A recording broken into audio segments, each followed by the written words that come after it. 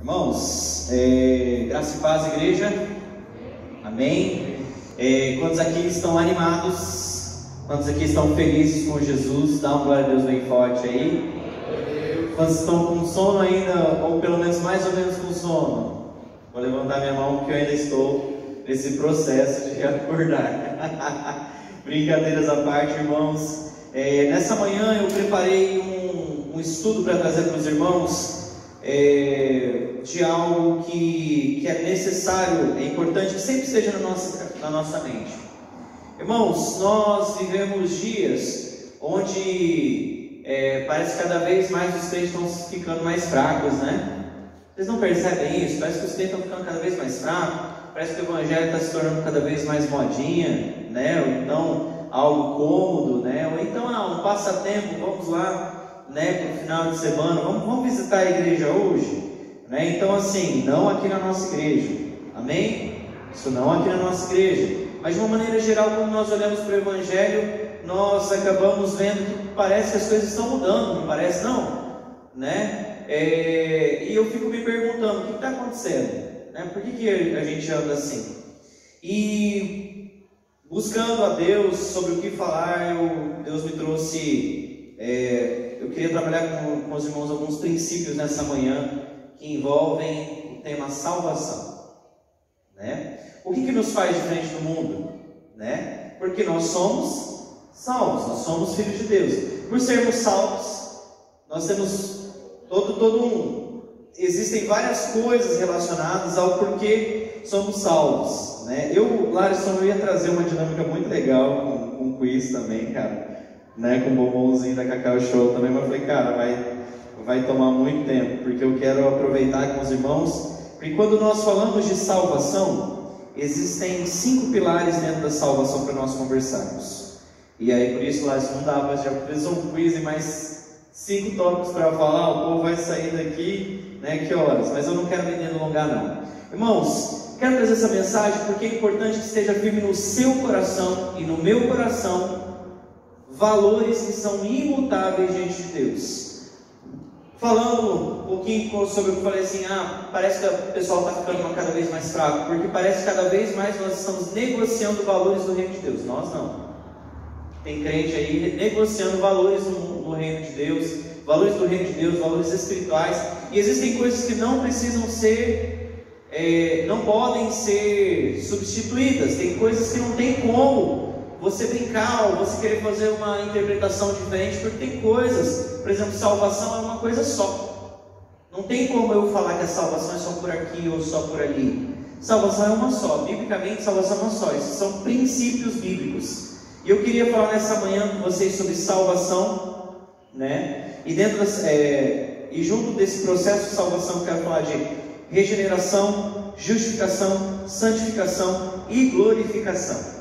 Tudo isso está dentro do mesmo princípio. Eu gostaria que você prestasse muita atenção, porque hoje em dia eu vejo assim algumas gafes em ministrações, eu vejo gafes em crentes que talvez não compreendem nem o que é graça, né? Conversando com uma pessoa recentemente, eu falei para ele assim, cara, você não sabe o que é graça. Crente, eu disse, cara, você não sabe o que é graça, você não entendeu ainda o que é graça. E ainda mais, não sei nem se a pessoa entendia o que era salvação, porque talvez ela só ia na igreja por causa de uma obrigação. E nós não podemos estar aqui por uma obrigação, nós precisamos estar aqui porque nós entendemos o nosso relacionamento com Deus e por isso estamos aqui. Mas irmãos, primeiramente, o que é salvação? Quem aqui no meio da igreja poderia dizer o que é salvação? É aula, então modelo de aula a gente pergunta, interage com a sala, né? Vamos fazer assim, né? Quem pode dizer para nós o que é salvação? Com exceção dos pastores? Com exceção dos pastores. Vamos deixar para a igreja. Demora 40 segundos, né? Vamos contar. 1, 2, 3, 4. 40 segundos para alguém se manifestar. Quem se manifesta aí? Lá. Salvação, quem pode dizer? Senão eu vou usar a arma do microfone, né? Vou indicar alguém. Né? Eu vou perguntar para professores. Carol, para você, o que é salvação? Para nossa diretora de EBD. Para você. Pensando sobre essa libertação, né? Porque seria uma. Então, aí seria, eu usaria esses nomes que você acabou de colocar. Seria a justificação, seria a libertação em si também. Se você quisesse explicar para um leigo o que é salvação, o que você diria para ele? É salvar aquilo que, não sei, um leigo em termos de salvação em Cristo. Isso, salvação em Cristo. Eu falaria sobre esse aprisionamento do pecado e o fato dele ter que ser salvo disso. Porque ele precisa de viver em Deus, né? Essa nova vida que o Senhor nos oferece. Joia! É isso aí. Um dia você vai ter que falar para o Nicolas isso aí. Um dia eu vou ter que mostrar isso para a Sofia, porque filho de crente não é crentinho, entendeu? Ele se torna cristão, ele se torna porque entendeu o processo da salvação, tá? Mas quando nós pensamos em salvação, a primeira coisa que nós precisamos entender é que o homem está sem Deus em um processo de decadência. Primeira coisa que nós precisamos entender: pecado, gente. Pecado, né? Não vou me delongar muito tempo porque a gente, né, falar sobre pecado talvez seja algo assim até. Mas irmãos, às vezes eu posso estar na prática do pecado e achar que aquilo ainda não é pecado. Não é verdade? Você pode, sei lá, vamos fazer uma coisa comum aí. Você pode sonegar um imposto e não achar que isso é um pecado. E você ainda pode justificar isso ainda. Mas o que convence o homem do certo e do errado? Fazer um escargato, né? Um escargato. Entendeu? E isso não é pecado, gente? É correto um cristão sonegar imposto, fazer um escargato, ou então e assim por diante? Entende? Então assim, o que é o pecado? A Bíblia, quando a expressão no grego para o pecado no Novo Testamento é uma palavra chamada hamartia, que é a ideia de você errar o alvo. Imagina você com uma flecha tentando mirar um objetivo e você ao tentar atingir aquele objetivo, você erra o alvo, vai para fora, ou então sei lá, você não consegue nem chegar lá perto. Isso é o conceito de pecado, é o conceito de que aquilo que você deveria fazer, você não conseguiu fazer. Só que o pecado, irmãos, ele é uma decadência, ele está relacionado com a decadência que é moral, ele está relacionado com a decadência que é espiritual, e ele está inclusive relacionado com a decadência que é física. Porque quando o homem pecou, o que entrou na humanidade? Pecado, né? E automaticamente a gente acabou vivendo um processo de decadência. Irmãos, entrou a doença, entrou o sofrimento, entrou a morte.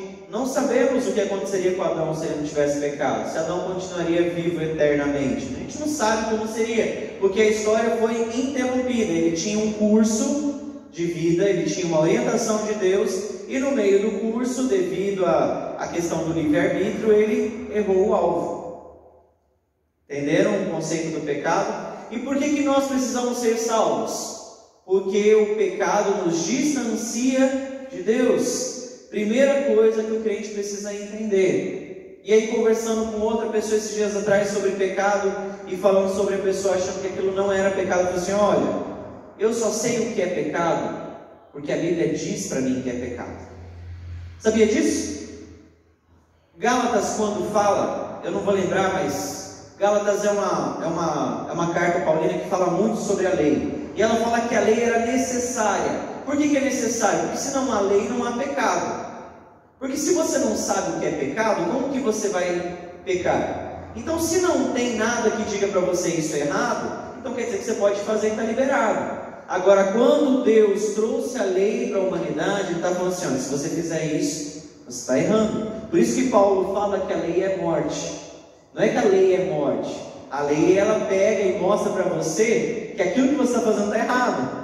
Irmãos, imagina se não tivesse regra. Você podia fazer qualquer coisa, entende? Então, Deus mostrou para a humanidade o que era o correto a ser feito. Então, quando entendemos que estamos em santidade ou em pecado, entendemos se estamos em Deus ou longe de Deus. Compreendemos? E eu só sei dizer o que é pecado pela Bíblia. Porque se fosse pelo Lucas, eu posso dizer que esse escargato lá não é pecado. Agora, quando eu olho para a Bíblia, como que eu posso interpretar essas coisas? Porque não há um versículo bíblico, gente, falando sobre Sky Gato, por exemplo. E aí, o que você faz? E nem sobre maconha. E nem sobre maconha. E a polêmica, crente pode beber bebida alcoólica ou não pode? E não fala de cigarro, não tem cigarro na Bíblia, gente. E aí, o que a gente faz? O que a gente faz? Existem princípios, existem valores que não podem ser negociados. Então, voltando lá, porque não quero me delongar muito tempo falando sobre pecado. Então, pecado é a prática daquilo que desagrada a Deus. Pecado ele é aquilo que nos afasta de Deus. E porque nós estávamos afastados de Deus, Deus precisou agir em favor do homem para trazer para este homem a possibilidade dele ser salvo. Porque a salvação, a primeira coisa que nós precisamos entender, se você pudesse anotar isso aí, pena que a gente não tem o hábito de trazer papel e caneta para a igreja, né? Mas a salvação, primeiro de tudo, ela é um ato exclusivo de Deus. O homem pode salvar a si mesmo? Fui eu que quis ser salvo? Não. Não. Primeiro de tudo, a salvação é um ato exclusivo de Deus. Eu posso ser salvo porque eu vim na igreja? Não, vir à igreja é importante. Ela faz parte do seu processo, que a gente vai falar de regeneração. Faz parte do teu processo de justificação, né? Faz parte do processo da caminhada, né? Mas vir à igreja salva? Quem salva? Jesus, ok? Então é um ato totalmente de Deus. Agora, qual que é a participação do homem nisso? O arrependimento. É só o arrependimento?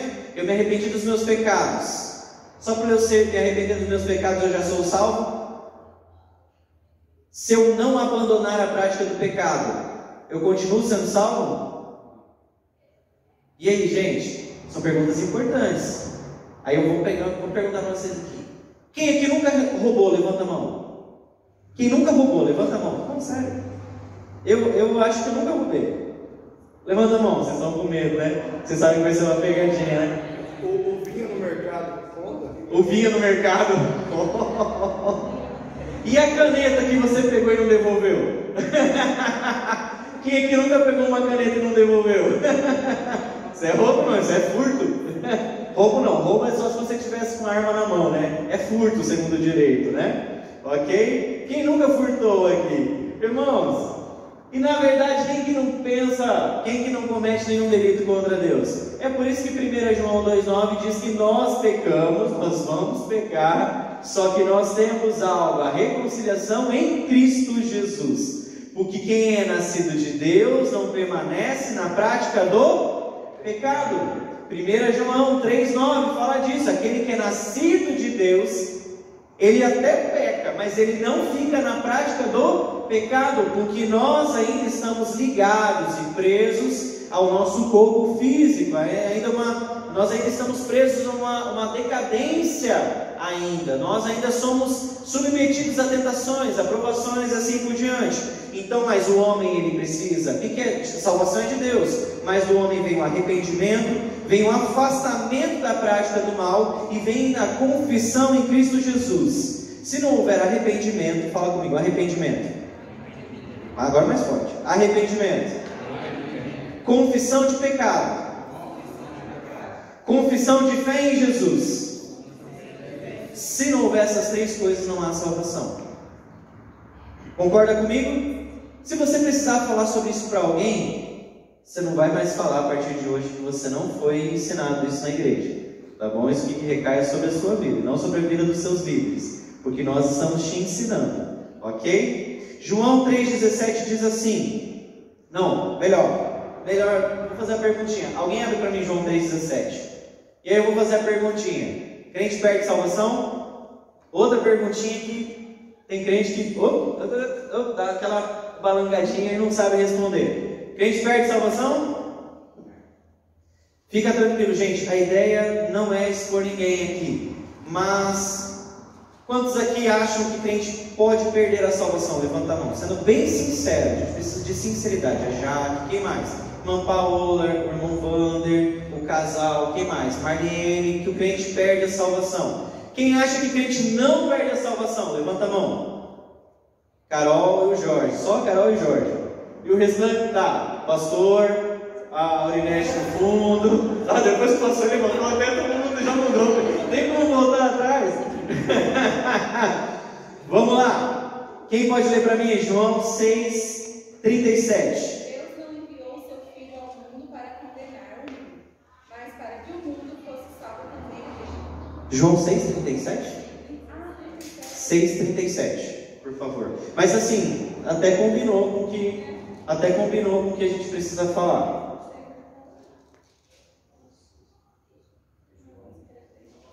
3:37. É 6:37. Oh, meu Deus do céu. Meia dúzia. Capítulo meia dúzia. Todo aquele que ao Pai me der, virá a mim, e quem vier a mim, esse jamais rejeitarei. Ok? Todo aquele que o Pai me dá virá a mim. Quem vem ao Jesus? Por isso que a gente reconhece o pecado, por isso que a gente abandona a prática do pecado. E quem vem a mim, o que Jesus fala? De maneira nenhuma eu lançarei fora. Crente perde a salvação? Mas o que acontece com esse povo que vem na igreja, fica um tempo na igreja, aí de repente você começa a olhar os status dele nas redes sociais e você vê o cara com uma Heineken, aí você vê a menina, né, preparada para night, entendeu? Aí você fala assim, não sei não se ainda está na igreja, hein? Quantos aqui conhecem aqueles que estavam no nosso meio, mas saíram do nosso meio? E aí, essa galera perdeu a salvação? Gente, quem sabe quem é salvo ou não é salvo? É só Deus, ok? Só que eu vou ler para vocês, 1 João 2,19 diz assim: eles saíram do nosso meio, mas na realidade não era dos nossos, pois se fossem dos nossos, teriam permanecido conosco. O fato de terem nos abandonado revela que nenhum deles era realmente dos nossos. Bíblia, estou falando da Bíblia, tá? Isso não é o Lucas. Nossa, Lucas, você está julgando geral hoje de manhã, hein? Pode anotar aí, 1 João 2,19. Crente não perde a salvação. Mas o que acontece com o cara que simplesmente sai da igreja? Eu pergunto, tinha nele, será que ele foi realmente convertido? Realmente, será que o coração dele entendeu os princípios de Deus? Será que o coração dele entendeu que Deus o ama e que quer salvar a vida dele? Se ele entendeu o tamanho da ofensa dele para Deus, o nome da ofensa dele chama-se pecado, ele quer pecar de novo? Porque o crente que é crente de verdade, ele não continua no pecado. 1 João 3,9, eu vou falar muito isso hoje ainda.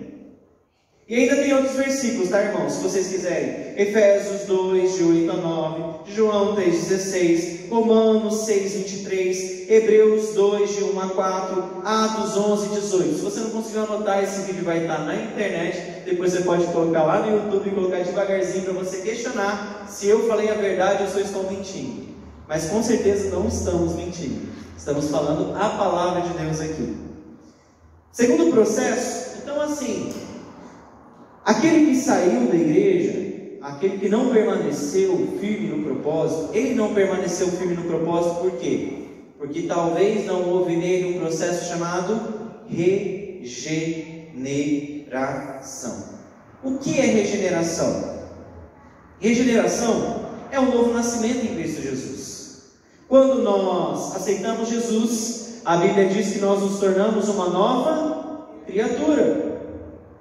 As coisas velhas, elas se passam e tudo se faz novo nas nossas vidas. Mas teve um cara que ele não é só o cara, ele é o cara, e ele é o Filho de Deus. E ele não é só o Filho de Deus, mas ele é o próprio Deus. Ele diz assim: na verdade te digo, que aquele que não nascer de novo não pode ver o reino de Deus. O problema, irmãos, é que na igreja a gente tem muitos simpatizantes que parecem que são crentes. Tem muita gente que continua vindo na igreja, só que não teve a sua vida mudada, não teve valores guardados no coração. Porque aquele que ama a Deus, não tem como ele continuar pecando. Não tem como aquele que ama a Deus não ler a Bíblia, gente. Não tem como aquele que ama a Deus não orar. Eu me envergonho quando eu não leio a Bíblia no meu dia. Eu me envergonho quando talvez eu esqueço de orar em algum momento do dia. Porque eu compreendo o tamanho do amor que foi dado para mim. Aquele que muito foi perdoado, este muito ama. Eu sei que Deus me ama demais, então eu tenho que amar demais a Deus. Não é que eu tenho, cara, eu quero amar demais a Deus. O que brota do meu coração. Então tem que brotar do nosso coração. Não seja um simpatizante do Evangelho. Viva o reino de Deus. Que Jesus falou, é aquele que não nascer de novo, não pode ver o reino de Deus. Reino de Deus é governo. Reino de Deus é domínio. Reino de Deus é viver a vontade de Deus. Reino de Deus é você querer fazer parte do movimento. Reino de Deus é você não querer ficar longe dele. Reino de Deus é você querer participar das coisas. Eu pergunto para você, seu coração está regenerado? Porque eu não posso julgar aqui quem é mais santo ou menos santo. Não tem como eu falar assim, pô, Mateusão, filho de pastor, crente tutano. Cara, não tem como falar isso para ele. Quem pode dizer sobre isso? Ele e Deus. Porque o coração dele é Deus. Porque pelo estereótipo eu posso subir aqui de terno, gravata, bonitão e não ter um coração sido regenerado. Então, crente que foi salvo precisa nascer de novo. E nascer de novo, gente, é um processo. Nascer de novo, na verdade, perdão, vamos lá, falei bobeira. Nascer de novo é um ato, é um fato, acontece. Porque aquele que aceita Jesus, aquele que realmente se entrega, este nasce de novo, ok? Nasce de novo. Agora, nós precisamos entender que nós também estamos nesse processo de caminhada, aonde nós estamos abandonando a prática do quê? Do pecado. Porque cada dia nós estamos vencendo. Porque cada dia nós estamos lutando. Regeneração significa tornar-se um novo estado, uma nova pessoa. O cara bebia, ele não bebe mais. O cara fumava, não fuma mais. O cara roubava, não rouba mais. O cara batia na mulher, não bate mais. O cara ia... E, gente, deixa eu falar uma coisa para vocês, tá? Quem é crente aí? Violência não é só física, viu? Pode ser verbal também? Eu acho que a violência verbal é pior do que a física ainda, hein? Porque tem coisas que você fala que você mata uma vida. Dependendo do que você fala para o seu filho, para a sua esposa, que você fala para o seu marido, você mata um casamento. Então cuidado com a violência, ok? Vocês são nova criatura, se é que vocês são nova criatura. Porque o próprio Paulo fala, se é que vocês são salvos. Você é salvo? Não precisa responder. Você tem que avaliar isso no seu coração. Aí continua, né? Como que nós somos regenerados? Nós somos regenerados quando nós reconhecemos e nos arrependemos da prática do pecado. Como você sabe que você está nesse processo de regeneração, né? O novo nascimento ele já nasceu em Cristo Jesus, mas esse processo de regeneração, como você sabe que você está no processo de deixar de pecar? Quando você fala, Deus, eu pequei, eu até xinguei minha esposa, eu até falei mal do meu marido, eu até coloquei escargato em carro, mas Deus, eu quero pedir perdão e eu vou me arrepender disso e vou abandonar a prática do pecado. Quem é nova criatura não continua pecando, mas abandona a prática do pecado. Tá bom? E a regeneração, gente, sabe como que ela acontece no nosso coração? Ela é obra do Espírito Santo. Porque eu sou falho. Gente, eu não consigo entender o que é pecado sem que eu olhe para a Bíblia e sem que o meu coração seja confrontado pelo Espírito Santo. Você pode sair daqui hoje, por mais que a gente está pegando no pé da descarregada, você pode falar assim, eu não acho que é isso não, Lucas. Tranquilo, não sou eu que vou te convencer. Gente, quem converte, quem convence, é quem? Ok, também tem um monte de crente aqui que sabe disso, né? Então, a obra do Espírito Santo, né? Ela acontece como? Em que o pecador, ele recebe o perdão, Como que o Espírito Santo age nesse processo de salvação? O pecador recebe o perdão, ele recebe a justificação, ele recebe a adoção como filho de Deus, ele recebe a vida eterna e ele recebe o dom do Espírito. Nesse ato, o novo crente ele é batizado pelo Espírito Santo e por ele é selado para o dia da redenção final e é liberto do castigo eterno e dos seus pecados. Vocês entendem por que não tem como ter salvação sem o Espírito Santo? Vocês entendem por que a gente não busca só a Deus e a Jesus? A gente busca também o Espírito Santo? Vocês entenderam? Mas o Espírito Santo ele está em nós. Existe só, não é uma fala, não quero me delongar nisso, mas o Espírito Santo a Bíblia não fala que o Espírito Santo nos deixa, tá? Eu vejo que tem muitas canções que falam assim, parece que ela puxa aquele clamor, o Espírito Santo vem, né? Parece que ele está lá fora, lá longe. Se ele não estivesse em você, você não estava nem aqui. Porque como que você ia entender? Eis que estarei convosco todos os dias. Quem está com você todos os dias? Jesus ainda falou assim, eu vou deixar vocês, eu vou para o céu. Mas o que eu vou deixar com vocês? Jesus pode mentir, gente? Ele falou que vai estar com você todos os dias? Porque entenda, quando você pensa em Jesus, você está pensando em Jesus, o Espírito Santo e Deus. Quando você pensa em Deus, você está pensando no Espírito Santo, em Jesus e em Deus. Quando você pensa no Espírito Santo, você está pensando em Jesus e em Deus. Ok? Deus Pai, Deus Filho e Deus Espírito Santo é a mesma pessoa, são 3 em 1. Né? Eu não podia responder assim no dia do conselho, né? Mas como que você explica a Trindade? Irmãos, é que nem um sorvete napolitano, 3 sabores em 1. Não dava para responder assim, né? Tem gente que tenta explicar pelo ovo, né? Tem gente que tenta explicar pela laranja. Para mim, eu gosto de pensar num sorvete napolitano, 3 em 1. Existe napolitano só de morango? Existe napolitano só de creme? Existe napolitano só de chocolate?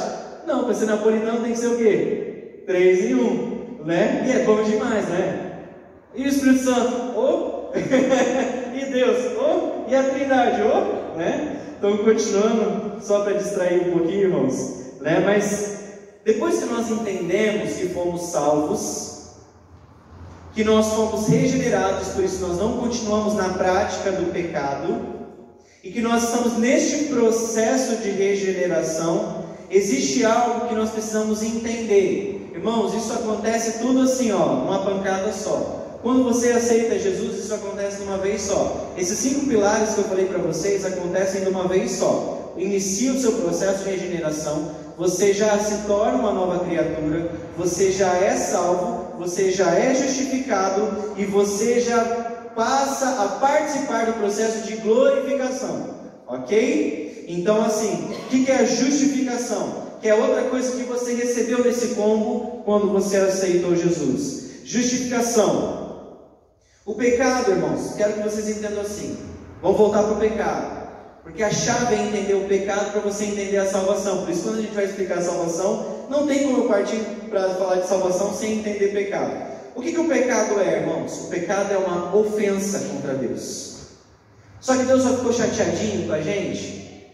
Não. O pecado ele é um crime. E aquele que comete qualquer infração aos olhos da lei humana, acontece o quê? Ele precisa pagar, ele precisa ser punido. Não é assim nas leis humanas? Vocês acham que nas leis espirituais é diferente? Se você pecou, você precisa morrer. Porque o salário do pecado é o quê? Vocês conhecem. Romanos 6:23. Porque o salário do pecado é a morte. Então quem pecou deve morrer. Se você pecou, se você roubou uma ovinha no mercado, você pode e deve morrer. Porque nas coisas espirituais não existem meios termos. Você entende? Nossa, Lucas, então eu estou lascado. Agora você me deu medo. Agora você, tipo assim, né, Ana Cláudia? Tipo assim, me deu medo agora. Agora eu quero explicar para você justificação. Para você entender que eu e você não somos merecedores. mas nós recebemos a graça. É pela justificação, entendendo a justificação, que nós entendemos a graça. Você precisava, você merecia morrer. O Lucas não merecia estar aqui na frente, mas o Lucas merecia a morte. Porque o salário do pecado, o salário pelas práticas do Lucas é a morte. Só que aí Jesus falou o seguinte: já que alguém tem que pagar o preço, eu vou pagar o preço por eles, para que eles tenham a oportunidade de ter a vida eterna. Amém. Glória a Deus. Aleluia. Um preço precisava ser, você entende? O preço precisava ser pago. Não é negociável, não era negociável. Gente, se pudesse ser negociável, Jesus dava um jeito no céu de, sei lá, fazer pelo poder eterno de Jesus Cristo, de fazer alguma coisa para libertar a humanidade. Mas alguém tinha que morrer. Quem morreu por você? Jesus. A Bíblia diz que ele morreu pela humanidade. Eu falo disso, gente, meu coração se estremece. Eu falo disso, eu fico com vontade de chorar, porque eu não mereço. O pastor pregou sobre a ira de Deus há um tempo atrás. Eu costumo dizer que a ira de Deus é como se fosse um raio indo em direção da terra. Sabe o raio da morte? Indo em direção da terra para explodir a terra.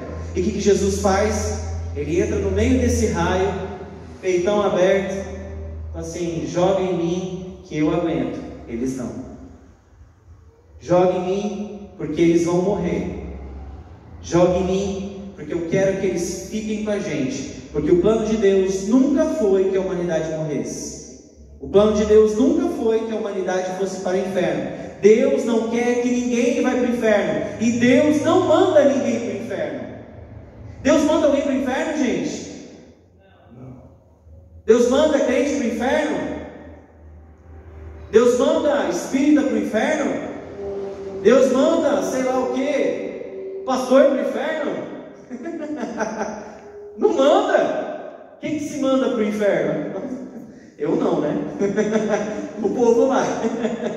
Eu não sei disso não, na minha vida. Irmãos, você entende? Porque se você errou, você precisa pagar. Não é Deus que está mandando para o inferno, é a consequência dos nossos atos. É a humanidade que se lança no inferno. É por isso que é difícil quando nós queremos pregar o Evangelho, falando que Deus vai mandar alguém para o inferno. Deus não manda ninguém para o inferno. Tira isso da tua mente e da sua boca. Deus quer te mandar, sabe para onde? Para o céu, para a eternidade. Se Deus quisesse mandar alguém para o inferno, você acha que Ele tinha mandado Jesus para vir? É por isso que nós não somos calvinistas. Porque se Deus quisesse separar quem ia ser salvo, a humanidade já estava no lucro já.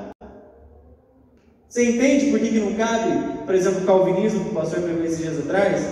Né? O que é o calvinismo? Só lembrando, é a predeterminação. Deus determinou quem ia ser salvo e quem ia para o inferno. Gente, Deus não faz acepção de pessoas. Tem até um versículo bíblico que fala disso, né? Você entende?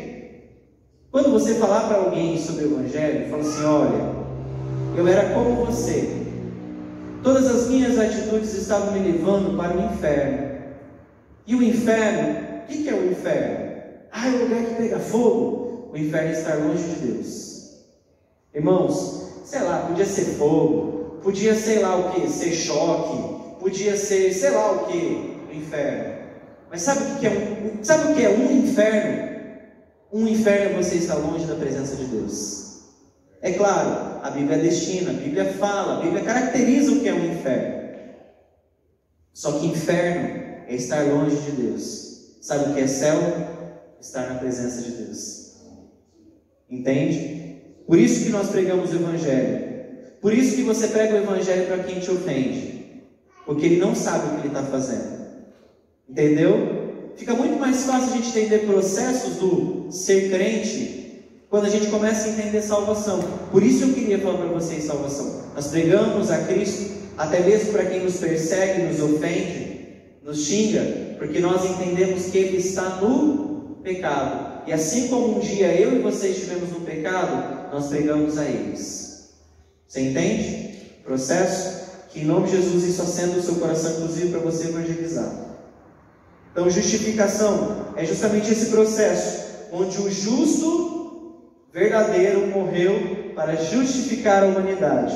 A humanidade precisava morrer por consequência dos crimes, mas a fiança foi paga por Jesus. A justificação acontece no mesmo ato da regeneração. Ela acontece, Deus libera perdão dos pecados pelo mérito sacrificial de Jesus, não é pelo seu mérito. Por isso que a graça, Efésios 2,8 diz que pela graça nós somos salvos, né? Jesus, Deus concede ao homem a possibilidade de que possamos viver uma vida de retidão. Isso é justificação.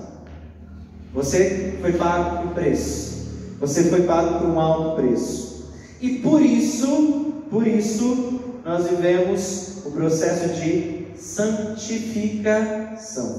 Se eu sei que o pecado é morte, se eu sei que o pecado precisa ser pago, sabe, irmãos, isso é uma teologia de Lucas, loucuras de Lucas, tá bom? Você não precisa pregar para ninguém isso. Mas se Deus é atemporal, ou seja, Deus não está preso no presente, no passado, nem no futuro, Ele está fora do Cronos, e Jesus é Deus, eu tenho para mim que até os pecados que você comete hoje ferem Jesus na cruz, ainda hoje, porque Jesus vive passado, presente e futuro, Ele não é Deus?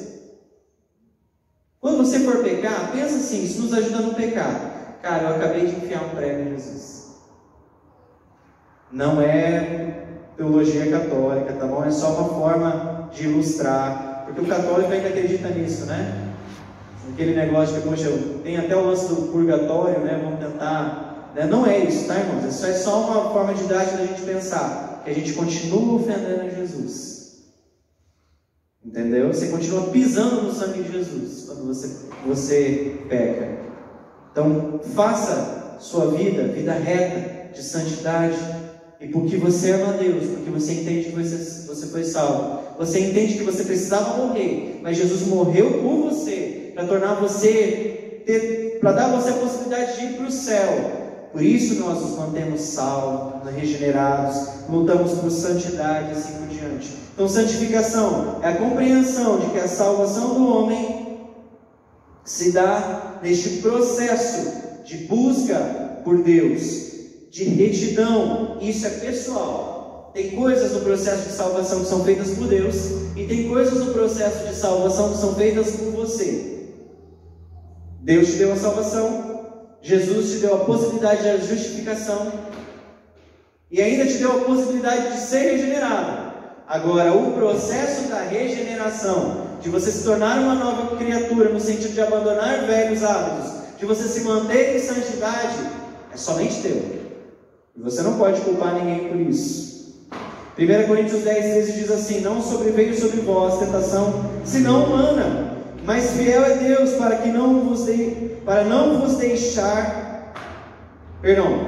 mas fiel é Deus, que não vos deixará tentar acima do que podeis suportar. Antes, com a tentação, dará também o escape, para que possais suportar. Você só consegue estar em santidade pela ajuda de Deus. Por isso, meu irmão, minha irmã, eu digo para você: não vença o pecado sozinho.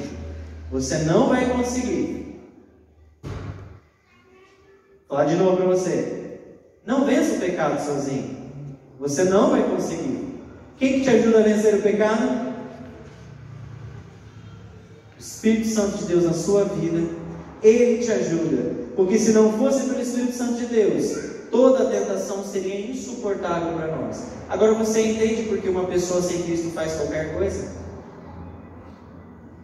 Porque o homem está à mercê de qualquer tipo de atrocidade, como fazer um campo de concentração para matar pessoas. Você entende? Por quê? Tem o Espírito Santo para trazer o convencimento do certo e errado ali no coração dele? Até tem, né? Mas a gente... porque o Espírito Santo sopra no coração de todos, né? Mas o crente, ele não está sozinho. Isso que é importante você entender. O crente, ele não está sozinho. E por último, o último pilar, para finalizar. Muito bom, né? Redenção é um processo. O homem encontra-se agora em um processo de distanciamento do mal. Redenção é o retorno à comunhão com Deus. 2 Timóteo 2, 11 e 12 diz assim: palavra fiel é esta, que se morremos com Ele, também com Ele viveremos. Se sofremos com Ele, reinaremos. Se o negamos, também Ele nos negará. Entende por que é processo? Se você escolher se distanciar de Deus, azar é seu. Mas se você escolher ter uma vida de santidade, quem vai fazer você permanecer nesse caminho? Vai te fortalecer, vai andar com você? Jesus. O estágio final da redenção é a vida eterna.